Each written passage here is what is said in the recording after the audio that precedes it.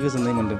दा बेवहाय बर' हारिनि माखासे बेरखांनाय दं, दामनाय देनाय खाम सिफुं जथा जेरै, आरो बेयो फैगोन नैबे बैसागु बोथोराव ओरैबायदि गोरोबफ्लेगोन आरो बिथांनि जे साननानै दिहुनदों खाम सिफुंनि मेथाइ देंखो बियो थारैनो गोरोबदोंआनो।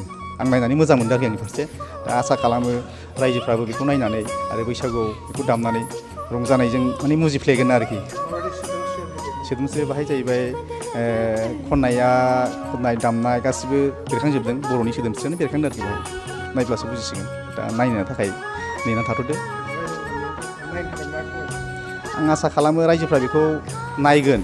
दिनैथ' अपेनिं खालामबाय, आं नायबायानो। आंनिफ्राय आं बेखौनो खावलायगोन, दिनै आं नायनानै सेरखम मोजां मोनदोंना, बर' हारिनि माखासे सोदोमस्रि बेरखांजोबदों बेवहाय।